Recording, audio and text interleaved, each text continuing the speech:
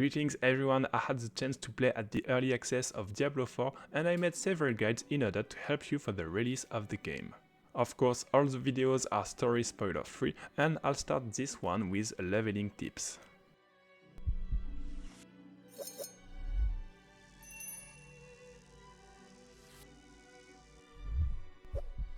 I'll start with how the story works. Of course, you don't need to cut the video, as I mentioned it will be totally story spoiler free. The idea is that you'll be wandering in Sanctuary to do the story and you don't want to simply move from a point to another, so globally you'll do several things at the same time. I'll also give you other tips, but you need to keep that in mind. Before giving you the tips, you need also to set the right level of the world. The thing is that level 2 is not mandatory because of course it will grant you more experience, but you'll take more time to kill enemies. So simply, if you have a good stuff and that you kill enemies quite easily, you can stay in difficulty 2.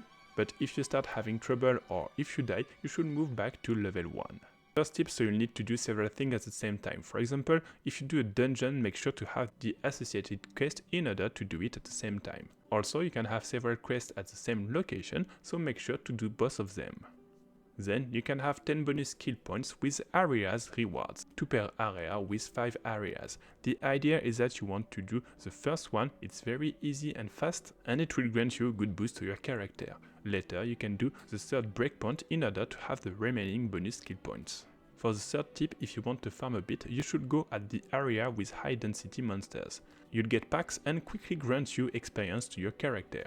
Also, if you have enough gear, you can go to areas with higher level required. They'll be harder to kill, but they will give you more experience. For the first tip, you need to carefully use your obol. You have a full guide on this on dmgaming.eu with the link below the video.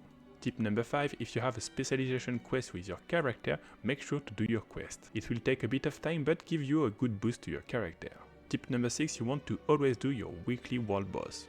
You won't have only Ashava and they'll be with harder level, but you want to kill them in order to get the legendary items from them. For the last tip, you can put gems in your equipment, but if you want to remove them, you'll have to pay gold for that. This is except if you salvage your item, of course it will destroy the item, but it will give you back your gem. So make sure to use this tip if you want to have gems during your leveling.